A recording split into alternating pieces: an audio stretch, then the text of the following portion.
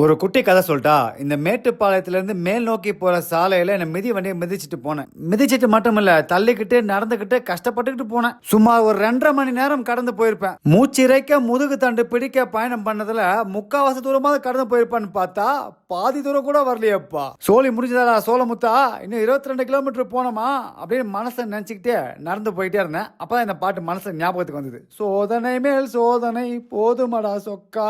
இனிமே எங்க ஓட்டுறது? இனிமே அது மிதி வண்டி கிடையாது, தள்ளு வண்டி. ஆனா ஒரு விஷயம் மட்டும் நிச்சயம்பா, போற வழியெல்லாம் இந்த இயற்கை அழகு மட்டும் அருமையா. அப்படி ரசிச்சுட்டே இருக்கும் போதுதான் நம்ம ரசிகர் ஒருத்தர் வந்து, தலிவா இங்க என்ன பண்ற அப்படின்னு கேட்டாரு பாருங்க.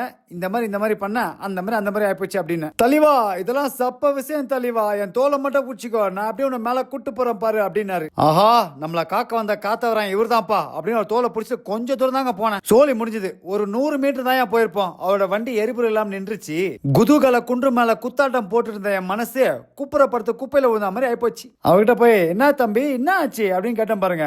நண்பர்கள் வண்டியை கொடுக்கும்போது எரிபொருள் நிரப்பாம கொடுத்துட்டாங்களாம். அதை பார்க்காம தலைவர் மேல வந்தாலும் இந்த பிரச்சனை. நமக்கு உதவி செய்ய வந்தவருக்கு நாம உதவி செய்யற மாதிரி ஆயிப்போச்சு. இருந்தாலும் அடுத்தவர்களுக்கு உதவி செய்யணும் அப்படின்ற எண்ணம் இருக்குல்ல, அதுதான் கடவுள். கடவுளை கண்ட இடத்துல தேடாதீங்கப்பா. இந்த பேணி வராப்புல அவரும் ஒரு கடவுள் தான். யாருன்னே தெரியாம அடுத்தவங்களுக்கு உதவி செய்ய வரவங்க எல்லாருமே கடவுள் தான். தனியா தள்ளிட்டு போறமே கவலைப்பட்டு இருந்தேன். இப்ப நாங்க 2 பேரும் சேர்ந்து தள்ளு வண்டி தளபதிகள் ஆயிட்டோம். களைப்பா இருந்தது சொல்லி ஒரு இடத்துல போய் நாங்க நின்று இருந்தோம். அவங்க நண்பர்கள் வந்தாங்க, அவர் போயிட்டாரு. அப்புறம் நான் என்னோட பயணத்தை மீண்டும் தொடர்ந்தேன். பல பேருக்கு பேரின்பத்தை கொடுக்கும் பழனி ஆண்டவா, எனக்கு இந்த சிற்றின்பத்தை கொடுத்து உடனே பிடிங்கிட்டியாப்பா, இது நியாயமா அப்படின்னு மனசை கேட்டுக்கிட்டு நடந்து போனேன்.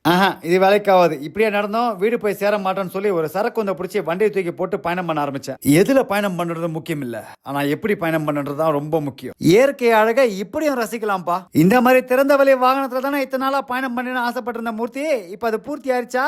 தெய்வீக சிரிப்பையா உமக்கு. இப்படி ஒரு தரமான சம்பவம் நடக்கும் அப்படின்னு நான் கொஞ்சம் கூட எதிர்பார்க்கல.